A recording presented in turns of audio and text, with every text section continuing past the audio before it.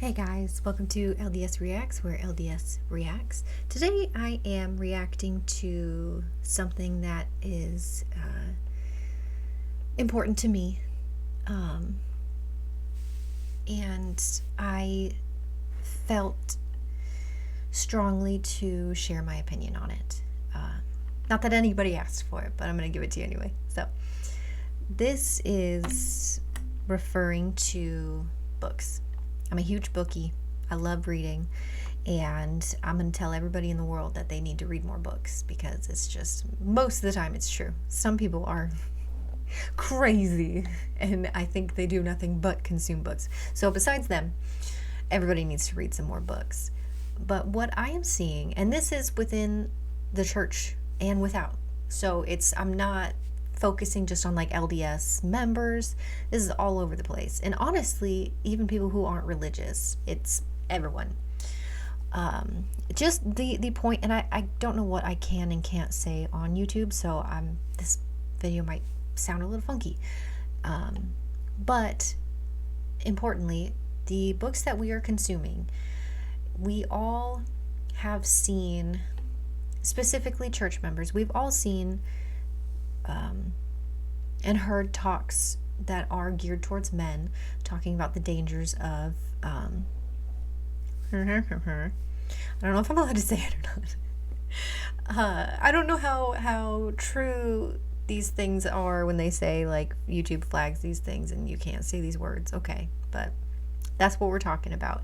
And men are constantly pushed all of this stuff where they're like, you need to do better, you need to be better, stay away from this stuff, it's addicting, it's disrespectful to your wife, it's disrespectful to you, it's disrespectful to God. I agree with all of these things. I do. And you look at statistics and men are the big consumers of this stuff, right? Now we are seeing a huge rise in the popularity of erotic novels, and it's a lot, and I think there's some disconnect with women, and it needs to be addressed. It's just your version of it, and a lot of people are saying that it's not because it's a book, there's no pictures, they're not. That does not matter. It really doesn't. And I don't know who created this pretend line, but they put it in the wrong spot. Okay?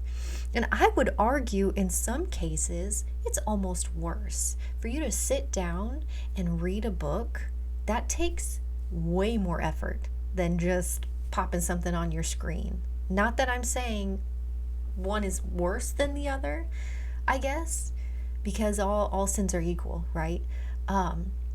But you are putting time and effort into your consumption of this material. You can't just sit there and read a book like, all the Court of Thorns and Roses, that whole series. You're not going to read that in 10 minutes or 20 minutes.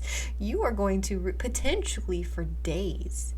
And I know sometimes there's a compelling storyline, so you justify it by that, but some videos have compelling storylines too, and nobody is looking at that and saying, you know what, I see your point. That's acceptable.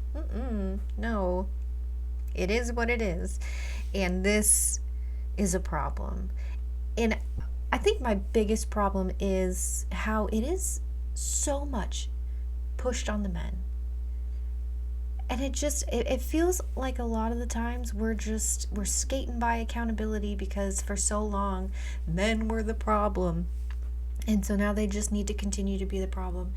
And women think, because we were oppressed and because things were unfair and whatever, now it doesn't apply to us and we can do whatever we want and be free of guilt and shame. And it's just not true. We still need to be held accountable.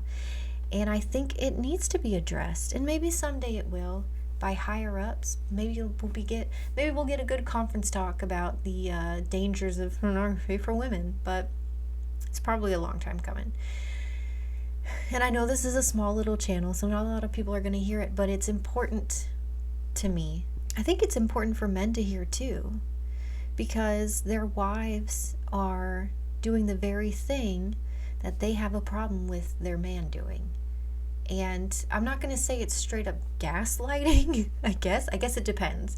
You know, if it's a very black and white situation where the man was doing that and the woman was reading her erotic novel and the woman was like, you're bad, you're a sinner, you're doing the wrong thing, and I'm fine. That's, yeah, straight up, that's gaslighting. But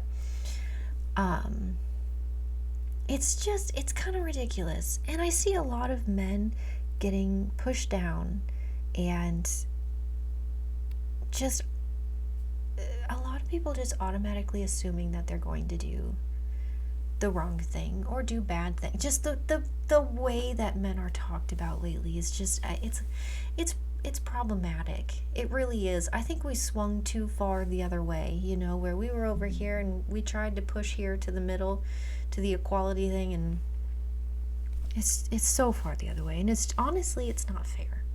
It's really not, because women struggle with a lot of the same things. They do. And they struggle with it in different entertainment. A lot of guys aren't sitting down and reading these books. They're not. Which I understand, because they're not very good.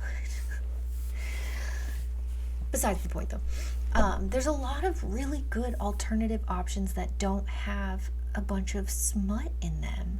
And you guys need to do better and find these options, because it's not fair to the men in our lives. It's really not. And if you love your man and you respect your man, you wouldn't be doing that to him. And that's what marriage is all about, love and respect. And I just don't think it gets talked about enough. And I want to talk about it, because men hear it all the time. They get it from everywhere, especially the church leaders. And that's not to say they don't need to hear it, okay? A lot of people do, yes. But it's not just a problem with men. Smut-filled books are pornography. And you can consume whatever you want. You can. You have your agency. You have free will. You're not in a cult. Read whatever you want. But if you are a Christian woman reading these smutty TikTok books, it is the same level as men with their pornography. It's a problem. Just because it's in a book doesn't make it okay. So, that's really it. I got a lot of feelings about that, but I'm not going to go off on a 20-minute rampage just for the sake of you guys. I really want to get it out there.